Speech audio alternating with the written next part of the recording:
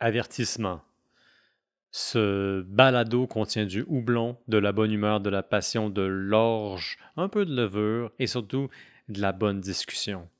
Ce balado vous est aussi présenté par la Shop à Malte. La Shop à Malte vend des ingrédients pour faire de la bière, de l'équipement pour faire de la bière, des conseils pour faire de la bière et surtout, ils sont gentils, puis sont généreux de leur temps, puis sont bien connaisseurs.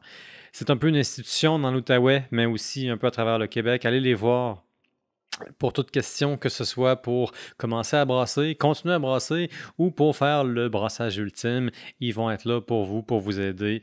Et puis, surtout, ils sont bien gentils.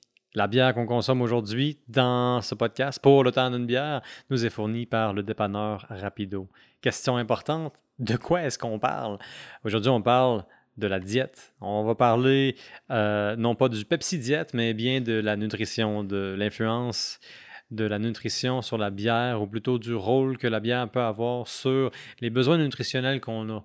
On va entre autres parler de certaines maladies qui ne sont pas vraiment compatibles avec la bière et peut-être trouver des façons d'accommoder tout ça.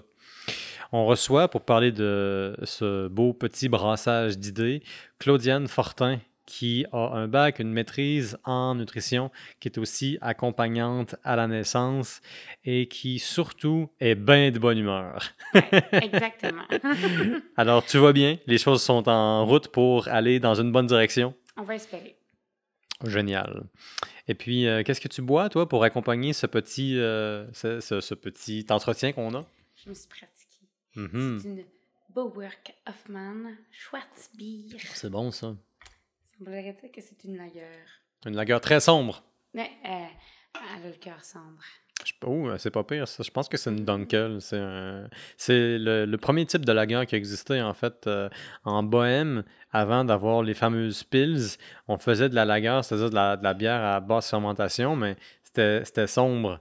Et puis, il est arrivé à un moment donné un petit brasseur allemand qui est allé chercher des techniques de brassage anglais et qui est allé se faire inviter par des Tchèques en Bohème pour utiliser de l'eau de Moravie, qui était très, très, très claire. Puis, miracle, ça a fait la première bière au monde qui avait une apparence non seulement translucide, mais surtout dorée.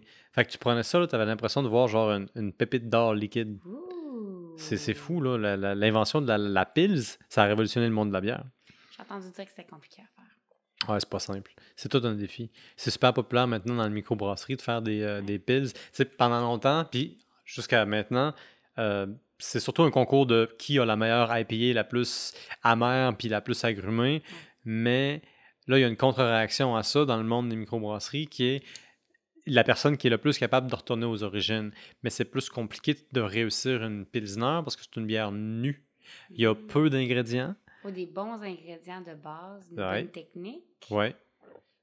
Puis, si jamais tu rates ton coup, tu n'as pas d'autres ingrédients, ou mettons, tu n'as pas, contrairement à l'IPA, plein d'autres houblons sur lesquels tu peux te racheter. Hmm. Moi, j'accompagnerai ce petit balado par une bière de la brasserie artisanale à la Dérive, ici à Gatineau.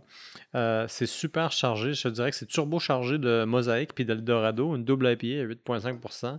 Ça se boit dangereusement bien, c'est éminemment peintable. Alors, c'est ça.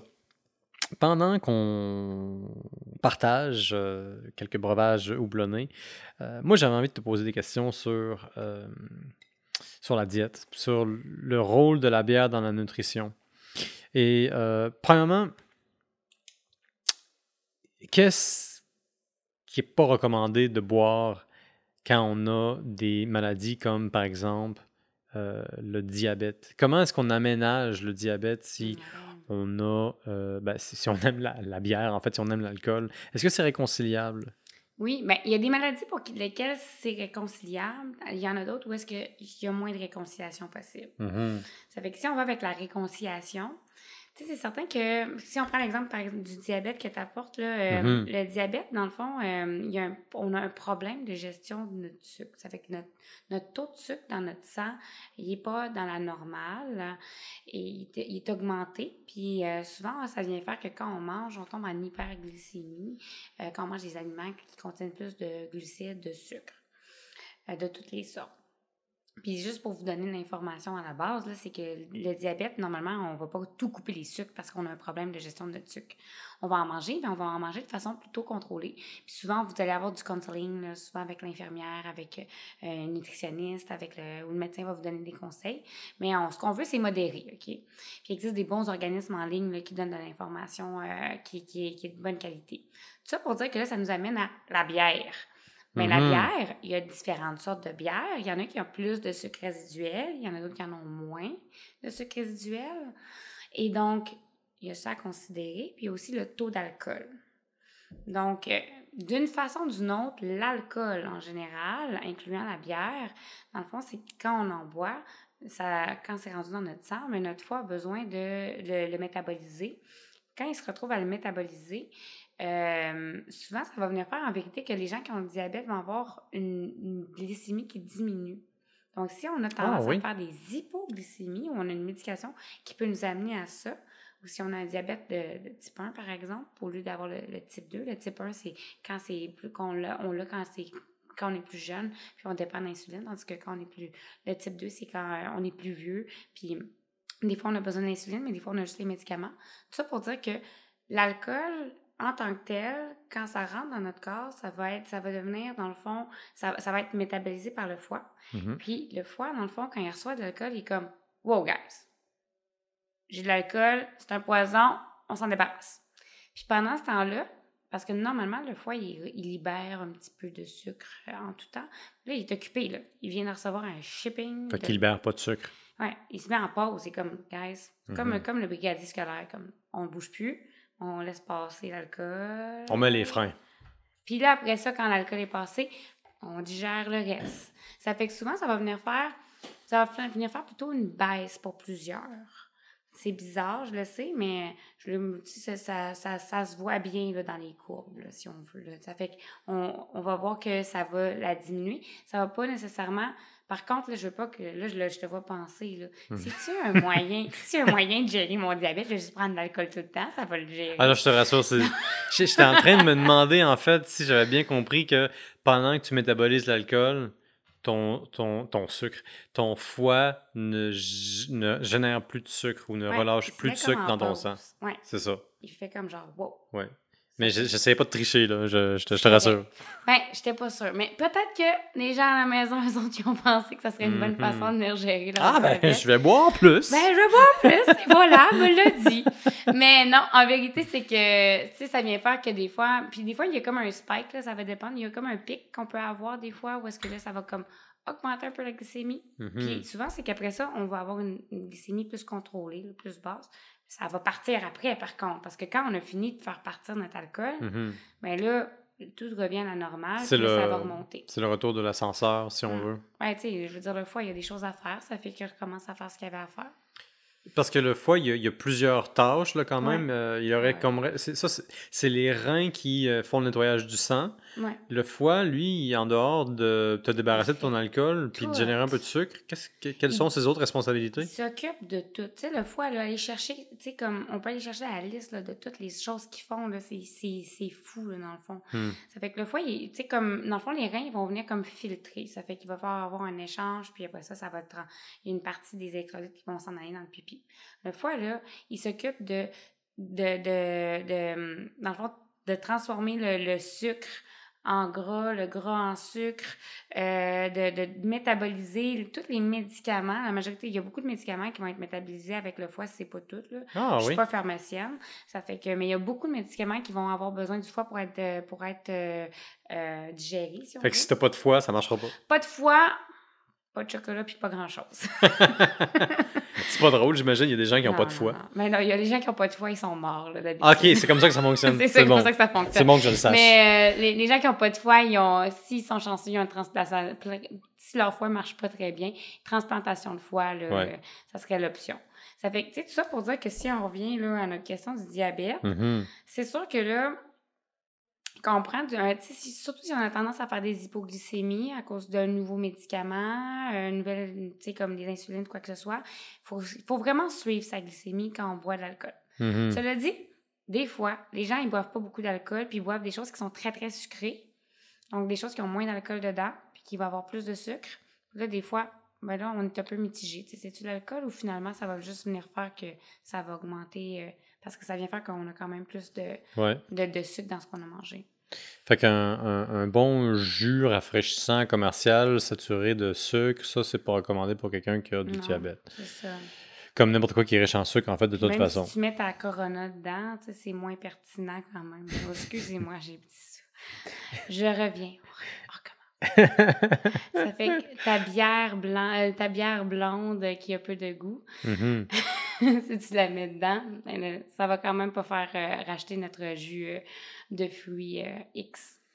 Ben, moi, ça me fait penser à une lager conventionnelle bien sèche. Mhm. Et en général, dans le monde brassicole, une bière bien sèche, c'est une bière qui a peu de sucre résiduel. Oui, exactement. Donc, boire de la lager, à ce titre-là, ce serait moins grave, par exemple, que boire une rousse qui est caractérisée par un taux de sucre assez élevé qui est resté dans le verre.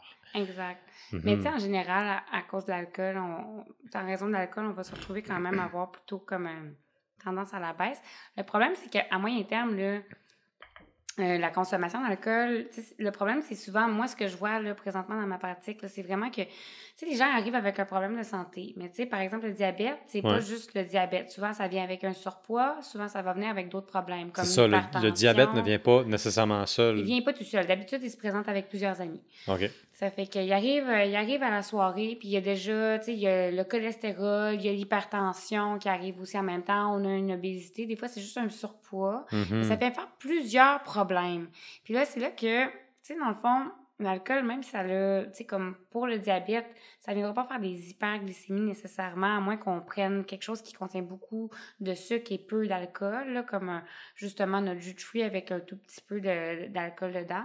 Mais là, à ce moment-là, ça pourrait avoir plus un effet. Tout ça pour dire que, tu sais, quand on arrive plus dans le quotidien, cette bière-là, elle a quand même un effet sur le poids à ce moment-là. Mhm. Puis, tu sais, si on se donne une idée, là, tu sais, mettons en gestion de poids, quelqu'un qui veut perdre du poids, souvent, on essaye de diminuer le nombre de consommation à peut-être...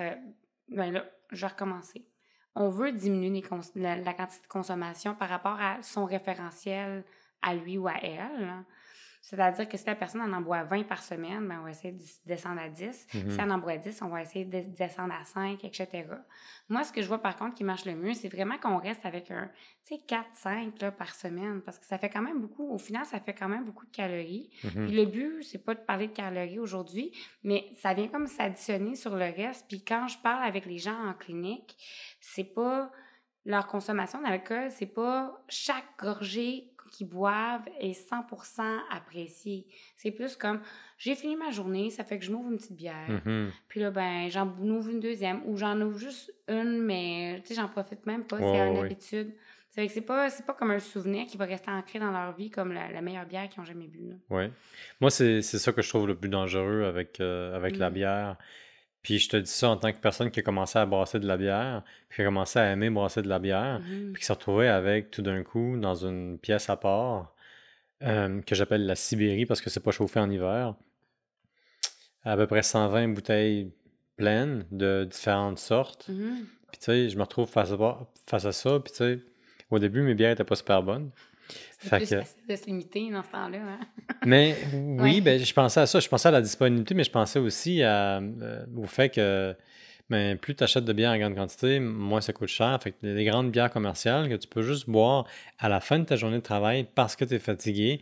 Puis moi, ma plus grande inquiétude, c'est qu'à un moment donné, ça devienne. Je sais pas pourquoi je suis rendu à ma troisième bière Ouais. un jour de semaine. Ouais. Ça Puis m'inquiète. ça m'arrive d'en rencontrer des gens comme ça. Tu sais, des Mhm, fois, ça va pas être la bière, ça va être autre chose. Tu sais, mhm, ouais. ça peut être n'importe quoi, mais tu sais, c'est que C'est inquiétant. tout comme en alimentation en général, tu sais, je veux dire, la bière, là, tu sais, comme, ça peut être aussi le biscuit, là, tu sais, ça peut être ou différentes sortes Ouais. d'alcool. Ouais, ouais. Mais c'est que les gens, ils vont...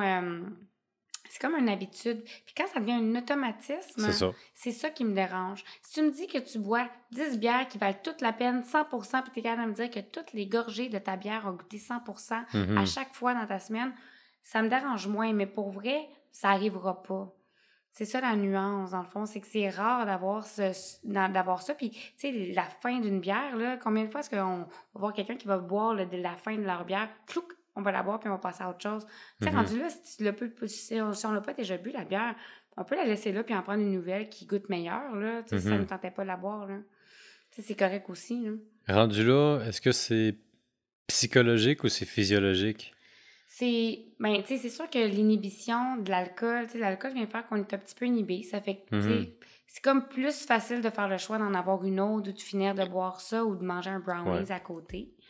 Ça fait qu'il y a ça. Mais on est conscient des risques, pareil, avec l'accumulation d'alcool dans le sang. On n'est pas plus cave ou plus, c'est ça, gorlot. C'est juste qu'on arrête de se soucier des conséquences. Ouais. Ça, c'est la petite nuance à laquelle on pense pas. C'est on ne devient pas, mettons, moins intelligent ou on ne devient pas, mettons, moins soucieux. Non. C'est que physiologiquement, dans l'accumulation de la métabolisation de l'alcool dans le sang, cognitivement, ce qui arrive, c'est que la section de ton cerveau qui s'occupe de gérer les conséquences, c'est comme « je vais prendre un break ». Non, c'est ça, là, comme les conséquences. Quelles conséquences? Je sais pas, je suis plus capable de les énumérer. C'est là que l'alcool devient extrêmement dangereux. C'est ça. Ben, je veux dire, il devient dangereux pour d'autres raisons, mais ça, c'est une bonne raison. Oui, c'est une bonne raison. Puis le problème, c'est vraiment... Moi, ce que je vois, c'est que c'est vraiment ça. Puis c'est ça pour un peu tout. Tu sais, moi, je travaille beaucoup avec l'alimentation intuitive, là, donc d'écouter sa faim, d'écouter sa satiété. Mais tu sais, c'est sûr qu'on écoute notre faim, puis on en entend beaucoup parler. Là. Je sais pas si tes abonnés ils sont au courant. Ils en ont déjà entendu parler, peut-être pas. Je sais pas non plus si mes abonnés sont au courant. Tu sais, l'alimentation intuitive, là, dans le fond, c'est d'écouter... On entend... En résumé, quand on regarde en ligne, on va voir, écoutez ce que vous avez envie de manger. J'ai envie de manger des biscuits, je mange des biscuits. Je veux boire une bière, je bois une bière. Mais, dans le fond... Il y a une grosse nuance où est-ce que les gens, ils se disent, ben j'ai envie de manger ça, je vais le faire.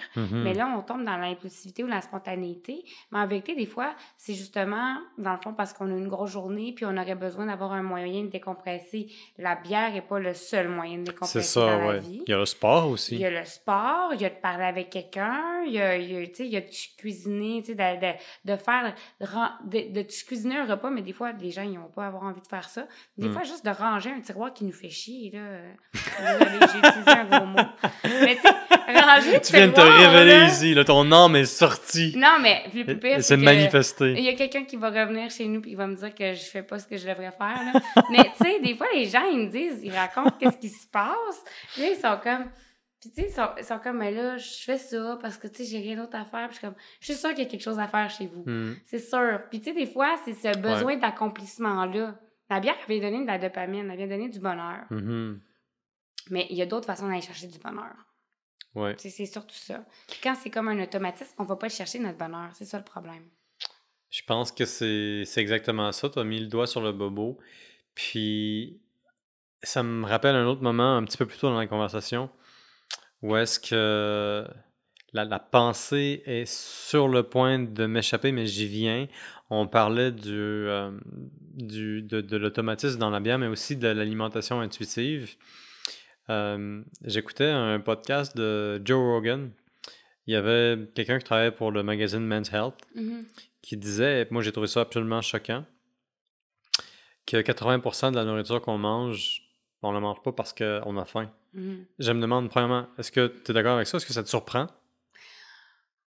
Ben, ma réponse, ça serait comme 80%, je trouve que c'est un petit peu intense. Mais en même temps, c'est Joe Rogan, ça fait que ça se peut des fois. Ben, c'était pas lui qui disait ça, c'est son invité. Son invité qui était à Men's Health, ça fait que encore plus. Oui. Je leur dis bonjour. Tu leur dis bonjour, c'est bon. Bonjour. On leur dit bonjour gentiment. Oui. Mais grosso modo, je pense que la pensée, c'était on mange au-delà de notre faim. De façon, mettons, quotidienne et banale. Et voilà, c'est ça qui arrive. En général, tu sais, je veux dire, comme je suis quand même d'accord avec lui que la majorité du temps, ce qu'on mange, il y a des moments qu'on mange pas puis qu'on devrait manger. Comme les gens qui vont pas manger, mais ils ont faim, mais ils mangent pas leur déjeuner, ils mangent pas leur collation, ils mangent pas. Je connais quelqu'un qui est comme ça, qui ne déjeune pas, puis des fois, il mange pas non plus pour dîner. Puis quand j'ai posé la question, s'il a faim, il me dit, moi, j'ai une Switch, puis je peux la mettre à off, puis là, j'ai plus faim. Ça, c'est vrai. On a toute cette Switch-là. Sérieux? Mais le problème, là, c'est que ton corps, là, il enregistre pareil, cette Switch-là. Tu veux dire que même s'il y a une Switch, le corps est quand même en carence? Ben, sais, moi, je le vois plus comme un ami qui... J'aime ça, les images. Oui, oui. Notre Il y a beaucoup d'amitié dans ta vie. Ouais, moi, ben, tu sais, c'est parce que C'est charmant. tout le monde a des amis, OK? C'est un Oui. référentiel clair. Tu sais, si Oui, je parlais oui. de la vie des ratons laveurs, il y a des Ça chances qu'il y ait serait des gens bizarre. qui soient pas d'accord. Il y a des gens tu qui sais. sortiraient leur fusil parce que les ratons laveurs vont voler leur poubelle. Non, c'est ça. Ça marcherait pas. Ça fait que, tu sais, je veux Mhm. dire, on a un consensus sur le concept d'un ami, là. Oui, Ça oui. fait que c'est pour ça que je l'utilise. Notre vente, c'est notre ami. Il y a un cellulaire. Ça commence de même, OK? Oh, wow! Puis En là, voilà des valeurs universelles, toi. Amitié cellulaire. amitié OK. cellulaire. Puis là, ton ami, là, il te texte. Il dit « Yo, tu peux-tu m'aider? » Puis là, toi, tu dis genre « Parce que tu l'as ghosté. » Tabarouette. T'es en train de dire que ton cerveau qui choisit de faire d'autres choses de son temps que d'ingurgiter la nourriture au besoin ou ce que le corps le demande est en train, dans son absence de réaction, de ghoster son estomac qui a besoin de lui en tant que chum. Ouais. Ça fait que là, ton chum, ben, ghoster en passant, c'est quand on n'est pas là. On Puis devient un répond fantôme pas. par rapport à quelqu'un Ouais, on répond pas qui a aux des attentes messages. envers toi. Exact. Ça fait que là, l'estomac, il est comme, ben, ça fait qu'il me répond pas. Ça fait que qu'est-ce que je vais faire? Moi, m'arranger tout seul. Ouh, ça sonne dangereux, ça. Ça fait que là, il se gère. La seule chose, c'est que la prochaine fois qu'il te rencontre, là, il va pas te parler 2 secondes, là. Il va pas dire « Yo, tout va bien. » Il va dire « Ça fait que la dernière fois, genre, je t'ai demandé de m'envoyer de la nourriture, tu m'en as pas envoyé parce que tu étais occupée. Ça fait que là, ben, je t'en ai encore envoyé un autre message. Puis après ça, tu m'as dit « Mais non, tu peux pas. Tantôt, par contre, ça va être bon. » Ben là, on est maintenant. On est tantôt. Mhm. Ça fait que là, ben, je vais manger le bol de ce que tu viens de me préparer, puis j'aimerais ça comme en avoir 2 autres en plus, s'il te plaît. Puis finalement, ça vient faire qu'on va avoir tendance à outre-manger, mais c'est parce que principalement, c'est pas tu sais, manger trop, boire trop, c'est souvent un symptôme d'autre chose. C'est parce qu'on n'a pas répondu à un autre besoin. Ça fait que finalement, ben, l'estomac, dans le cas de la faim, que ça soit le repas de pâtes ou ça soit la bière, tu sais, ce qu'on va trouver comme de nourrissant, on va le prendre, là. Tout simplement. Parce que notre ventre, il est comme « Yo, j'ai faim. » Parle-moi. Sois mon ami. Non, mais c'est ça. Il est comme genre « Réponds-moi, puis occupe-toi de moi, j'existe. » D'un point de vue nutritionnel, est-ce que c'est ton sentiment ou ton observation que manger un repas énorme par jour a des conséquences, mettons, pires que manger 3 repas généreux? Je te dirais qu'en général, il y a des gens là, que je rencontre qui font quelque chose de ressemblable à ça, plus ou moins, puis ils n'ont pas de problème. Ça fait que, tu sais, si on n'a vraiment pas de problème, puis on se sent bien, puis on a de l'énergie, puis notre vie est belle, ben, c'est qui suis-je pour dire comment bien manger, comme peut-être que c'est son bien manger à lui, finalement. Mais pour la majorité des gens, là, c'est mieux de manger plus souvent. C'est des petits repas fréquents, puis, tu sais, pour plein de raisons, là, autant pour les maladies chroniques, comme le diabète, l'hypertension, puis le cholestérol, autant pour la gestion du poids, puis tu sais, juste même pour des fois, la santé mentale, tu sais, si tu manges pas toute ta journée, c'est sûr que tu vas être fatigué puis déprimé, là. Ça fait que finalement, tu sais, de manger plus souvent des petits repas, ça va être mieux. Puis, tandis que quand on mange plus rarement des plus gros repas, on a tendance à soit compenser ou faire juste naturellement des choix moins intéressants pour notre santé. Ouais. C'est souvent une question de balance, hein? Puis c'est souvent une question d'accommoder des choses qui sont déjà difficiles. Puis souvent, la première étape, c'est de savoir qu'il y a quelque chose de difficile qui nous touche, puis qui nous limite, puis d'accepter que c'est une limite. Ouais. D'accepter que des fois, il y a des choses qu'on ne peut pas changer. Puis maintenant, d'aménager ça avec quoi on est coincé. Exact. On a parlé du diabète, puis du sucre, puis de ce qui arrive dans le fond quand on prend de la bière. Parce que la bière, souvent, bon, il y a du sucre là-dedans, comme dans bien d'autres affaires. Est-ce que tu connais d'autres maladies qui demandent est-ce qu'on arrête l'alcool ou qu'on l'aménage? Oui.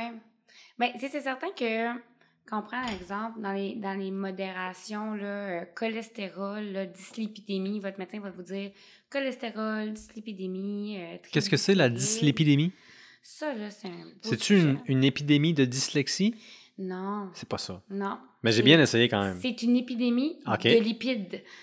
De gras. OK, ça, c'est dans le fond le surpoids. Non. En vérité, c'est quand on fait les tests de sang, il y a plus de sang il y Il y a plus de sang dans notre sang. Il y a C'est plus bon, ça. de, il y a Prise plus 2. de, ouais, c'est ça. Ça fait qu'il y a plus dans le fond, de triglycérides, de LDL cholestérol, de HDL, en tout cas. Celui-là, c'est le bon. Hein. Mais plus dans le fond, de sortes dans le fond, de lipides sanguins. Puis là, ben, j'ai dit LDL cholestérol, ben, ça, c'en est une. Puis après ça, il y a le triglycéride, ça, c'est un autre. Puis après ça, dans le fond, il y a comme plusieurs marqueurs. Puis quand on se fait dire qu'on a un problème de cholestérol, de dyslipidémie, c'est que souvent, on a un problème, dans le fond, au niveau de ce bilan-là. OK. Puis souvent, l'alcool peut être en cause. C'est surtout pour les triglycérides là, qu'on voit un gros lien. Mais, tu sais, même en général, tu sais, c'est là qu'on va... Moi, j'ai tendance à vouloir diminuer la moyenne... Tu sais, dans le fond, la moyenne de consommation de la personne à plus bas. Ça fait que si la personne, elle consomme 15 consommations par semaine, on va diminuer de moitié ou doucement de 1 par semaine pendant un trimestre, pendant 3 mois. Mhm. Parce que dans le fond, on voit qu'il y a un lien encore là, c'est le foie qui libère, dans le fond, plus de gras ou de... Dans le fond, c'est les triglycérides. Il va avoir tendance à en libérer un peu plus quand on boit de l'alcool. Par exemple. Ça fait Le foie libère plus de gras, si on veut, ouais. quand on boit de l'alcool. Oui, bien, il libère... dans le fond, c'est que c'est compliqué. Hein. Tous ces foies métaboliques-là, on n'a pas besoin d'aller dans le détail, mais c'est-à-dire que de l'autre côté, le foie, quand il se retrouve à consommer de l'alcool, justement, à la fin, il finit par produire plus de triglycérides. Puis ça vient faire que là, finalement, notre bilan est perturbé.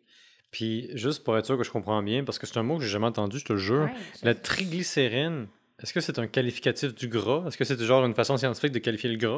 Bien, c'est ça, c'est que c'est triglycéride. C'est comme un marqueur. Par exemple, celui-là, c'est celui qui est le transporteur de la nourriture vers, dans le fond, de ce qu'on a digéré vers nos cellules grasses. Ça fait que le foie, quand il reçoit un repas, il fait comme bon, ben, on va l'envoyer dans le gras. Ça fait que là, il le transforme en triglycérides pour l'envoyer dans le gras.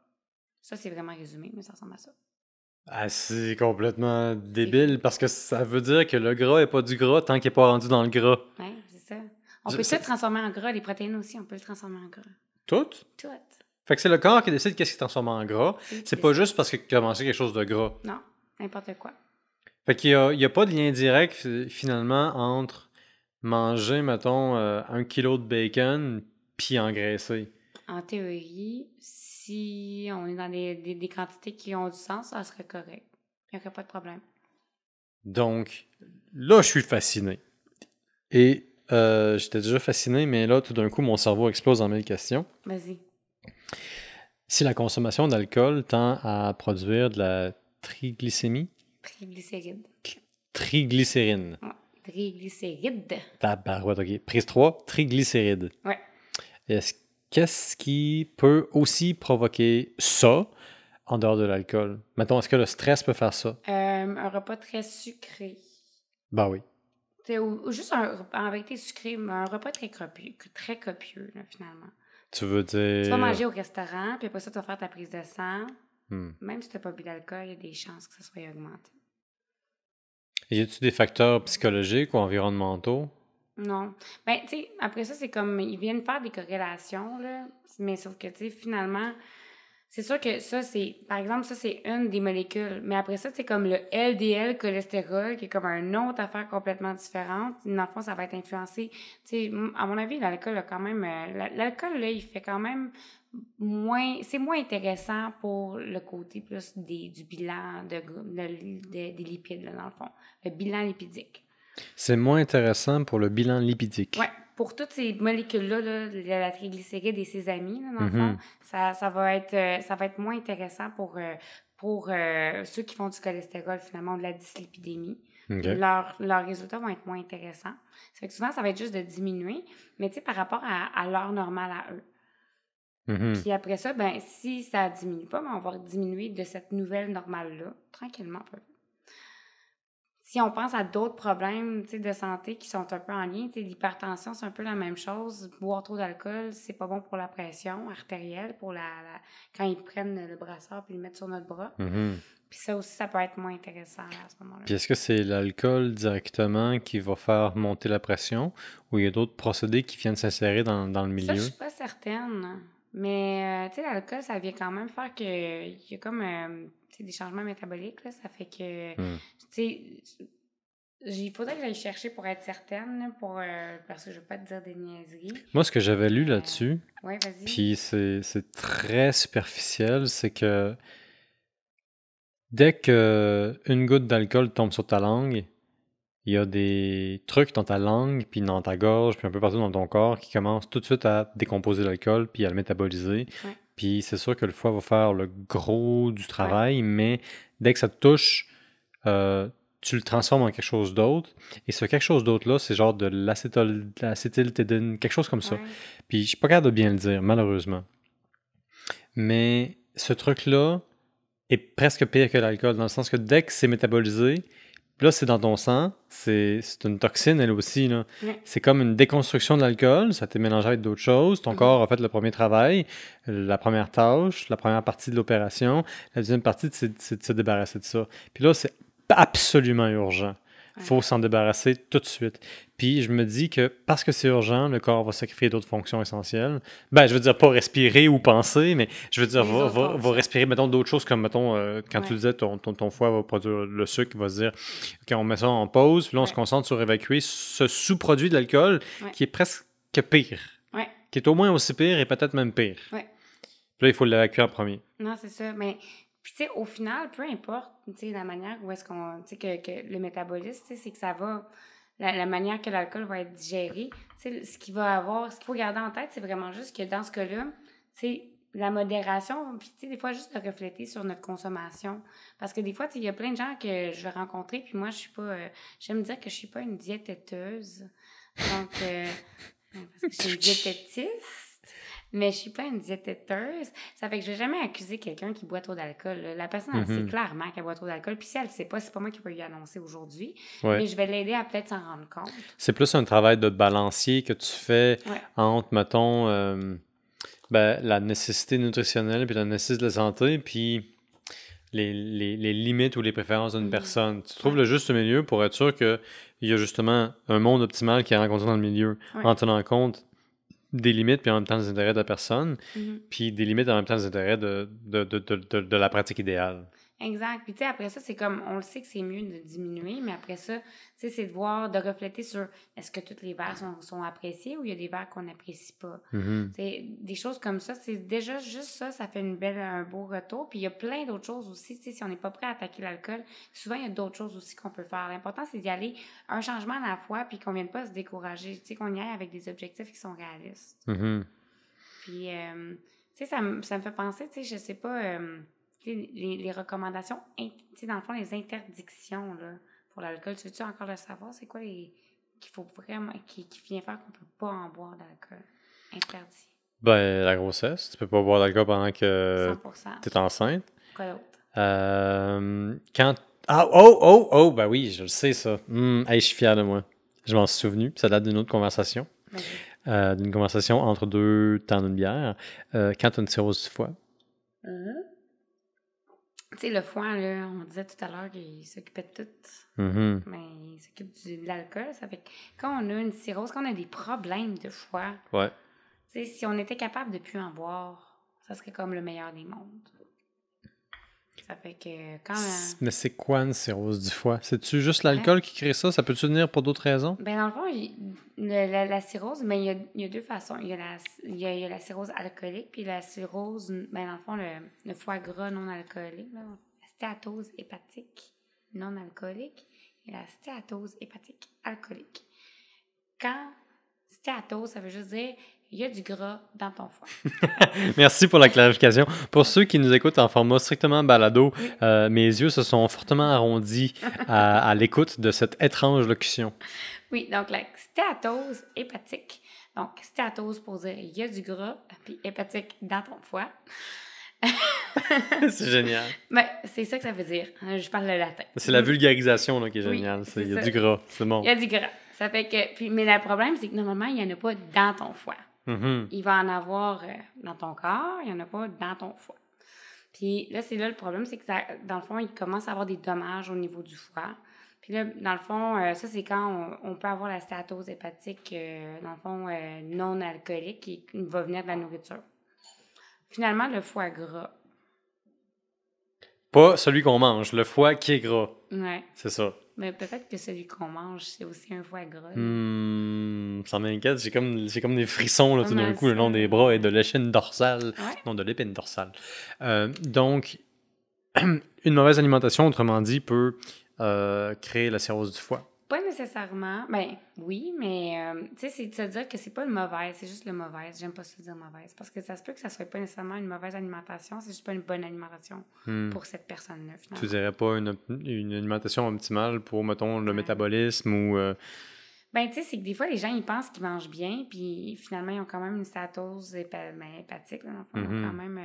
puis finalement, des fois, c'est comme un excès de certaines choses, un gain de poids rapide, puis j'ai même des patients, des fois, des clients qui vont avoir comme ça, puis qui vont pas avoir tellement pris de poids, ils vont pas avoir mangé tellement mal, mais là, c'est comme ils ont une propension peut-être génétique à venir faire ça. Puis finalement, dans le fond, ce qu'il faut se dire, c'est qu'il peut y avoir différentes sortes d'atteintes au niveau du foie. La nourriture, trop de nourriture, un surpoids, même des fois, sans que ça soit un surpoids, des fois, ou une obésité, je veux dire, des fois, un léger surpoids, ça va le faire. Ça va dépendre vraiment de notre propension génétique à le faire. Puis après ça, il va y avoir l'alcool et les médicaments qui peuvent abîmer le foie. Puis finalement, ça vient faire que là, le foie, il est un petit peu affaibli. Puis à ce moment-là, c'est certain que de consommer de l'alcool, ça serait vraiment pas avisé. Parce qu'à ce moment-là, on se trouve à le mettre encore plus au travail, alors qu'il y a de la misère à faire son travail de base. Oui. C'est comme assommer un amateur. C'est pas mal ça, là. C'est une nouvelle perspective, disons, dans ma compréhension de l'anatomie humaine. Ouais. Je suis toujours content d'avoir des nouvelles idées par rapport au fonctionnement du corps humain en général. Je sais que le foie, finalement, un peu comme le rein, a une mission de te détoxifier puis de t'assurer de faire une bonne dispatch quand tu as des nutriments qui rentrent. Puis, il y a un rôle vraiment important puis fondamental puis très complexe. Il y a vraiment beaucoup de responsabilités dans sa description de tâches. Ouais. Mais tu me demandes un petit peu plus tôt, tu me mettais au défi de te dire les sources d'interdits pour l'alcool. Donc, on a parlé du diabète, mais en réalité, c'est relatif. Ça dépend, ça s'accommode.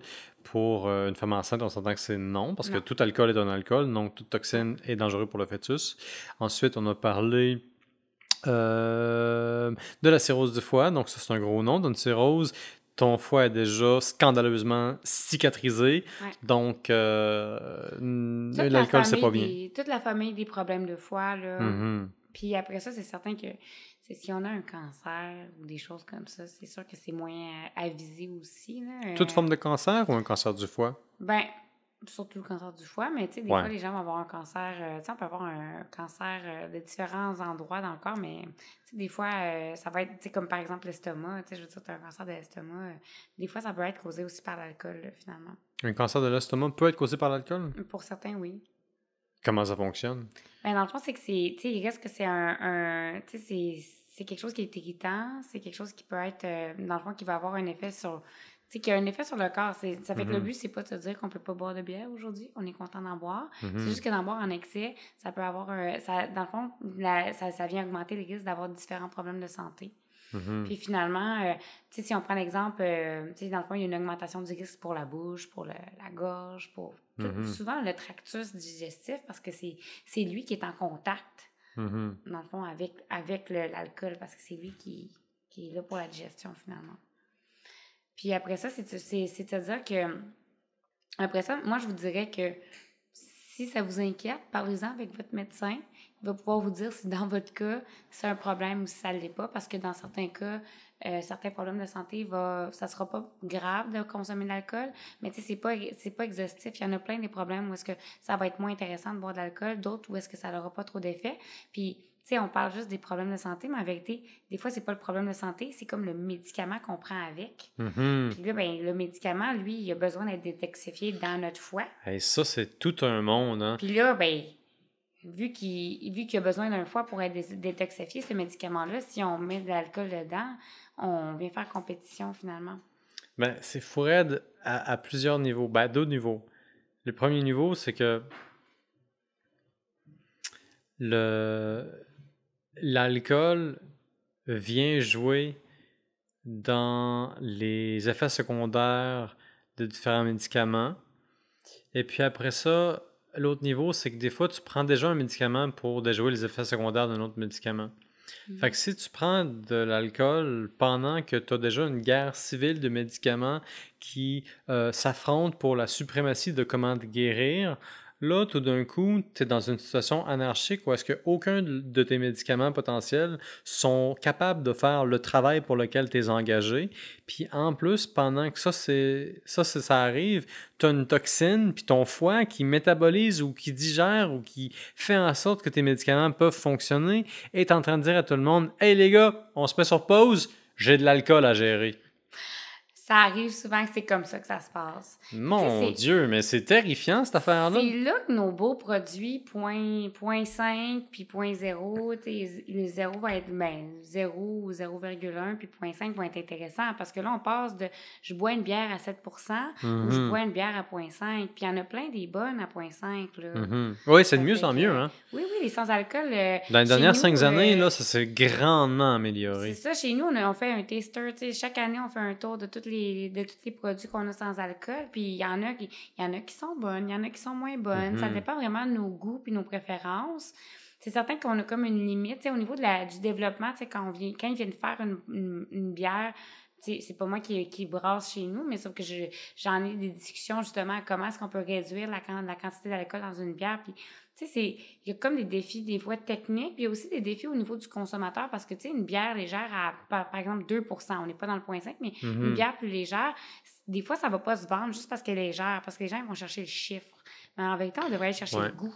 Moi, je pense que c'est un manque de conscientisation parce que même des experts en bière sont capables de reconnaître qu'une bière est extrêmement peintable lorsqu'elle manque dangereusement d'alcool pour être, mettons, pour te saouler à la mesure de tes attentes. Autrement dit, même une bière à 2% peut te tromper et te faire penser que tu bois une bière à 5%. Exact. C'est ça qui arrive. Puis une bière à 2% peut être vraiment, mais vraiment bonne puis agréable. Puis, c'est ça c'est ça que je trouve fascinant, c'est que, on embrasse des bières vraiment légères, puis, c'est le fun parce que, finalement, on peut en boire 1, 2, 3, puis on n'est pas comme fatigué à la fin de la journée, puis, avoir le petit effet un petit peu trop relaxant, là, de l'alcool, là. Ben, le côté lourdeau, là, presque courbaturé de l'intérieur. Tu sais, comme fatigué, déprimé, parce que là, on en a bu une de trop, là. Ben, justement, ton chum, là, Jocelyn, il a fait récemment une West Coast à genre 1% d'alcool. Puis d'après ce qu'il m'a dit, elle est extrêmement peintable. C'est sûr que j'y ai pas goûté. Donc, je suis obligé de le croire. D'habitude, ce qu'il dit, c'est quand même relativement vrai. Moi, après ça... Ça paraît que t'es sa blonde, c'est vrai, mais relativement. C'est vrai. Moi, c'est juste à cause que je les goûte pas, c'est West Coast, parce que moi, je bois des bières qui sont foncées. Ça fait que j'aimerais faire une demande. J'aimerais avoir une bière légère foncée. Merci. Jocelyn, c'est pour toi. Ça vient de ta femme. Mais il y en existe. Il y en a quelques-unes aussi sur le marché. C'est le fun. Après ça, c'est sûr que le moins d'alcool vient faire que des fois, il y a comme moins de corps, si on veut. Au niveau de la balance des goûts, après ça, on peut avoir une grande discussion sur la texture en bouche et tout, là, mais... Ouais. Ben... Faut changer nos attentes aussi, là, des fois, là. Avoir des attentes plus réalistes, tu veux dire? Non, mais tu sais, le goût, il s'adapte. Le goût, il s'ajuste. Ça fait que, tu sais, le goût pour le IPA, tu sais, les premières fois que les gens ont bu des IPA, c'est pas tout le monde qui aimait ça, puis ils ont développé le goût pour ça. C'est un peu la même chose pour une bière qui a moins d'alcool. Elle peut goûter très bon, là. Ouais. Laisse-moi dire que la première fois que j'ai bu une IPA, moi, j'ai trouvé que c'était pas pour moi, puis que c'était pas buvable, puis que c'était affreux. Puis après ça, je me suis réconcilié avec la bière. J'ai découvert la bière au Guatemala. Fouille-moi, je sais pas pourquoi au Guatemala. Mais bref, j'ai découvert que la bière était effectivement un breuvage qui était correct de boire pendant que j'étais au Guatemala. Et puis, des années plus tard, j'ai enfin décidé de goûter à une IPA. Puis depuis ce temps-là, je suis tombé dans le bateau. Puis c'est pas mal la plupart des consommations alcoolisées que je bois. En fait, depuis que j'ai découvert les IPA, je ne bois presque plus de vin. Non, c'est ça, mais il y a beaucoup de gens qui adorent tu sais, qui sont des passionnés. Quand on pense à IPA, là, ceux qui aiment les IPA, là, c'est des fans finis. C'est des fans finis. Ils peuvent pas sortir de la IPA. On sort pas de la IPA du gars. Ça fait que... Mais tu sais, c'est-à-dire que justement, tu sais, ces goûts-là, ils s'adaptent, puis on change, puis nos goûts s'adaptent, puis tu sais, rendu à un moment donné, ça va être c'est le fun de finalement de profiter du produit, mais que ça vienne nous faire moins de problèmes, finalement. Ouais. Ça fait que, tu sais, c'est comme... Puis là, à ce moment-là, c'est là que... Tu sais, je dis souvent que le goût, ça prend comme 3 semaines avant qu'on s'habitue à un nouveau goût. Fait que si je change le goût de ton café, là, le Ah matin, oui? ça va prendre 3 semaines avant que ça goûte plus le poison. Ça va prendre 3 semaines avant que ton corps se soit fait à l'idée que maintenant, c'est ça qu'il consomme. Que ta bouche, elle dise comme... Ouais, ça fait que c'est pas un poison, je suis pas mort. Ça fait 3 semaines que j'en bois. OK, c'est comme ça que ça marche. C'est pas comme ça officiellement. C'est comme ça que j'aime le raconter. Mais la perception, tu parles Oui. un peu de la perception, là, Oui, la finalement. perception. Mais tu sais, Ouais. finalement, c'est que la perception du goût, tu sais, nos papilles, notre langue est habituée à X goût. Ça fait que si ma bière standardisée, elle coûte comme ça, c'est ça que je m'attends d'avoir comme produit. C'est le fun avec les microbrasseries parce qu'on a vraiment plus d'une variété. Ça fait que les gens sont plus flexibles au niveau de leur goût par rapport à la bière. Tu sais, si on rencontre des gens qui prennent pas de bière de microbrasserie, une grosse divergence, là, mais tu sais...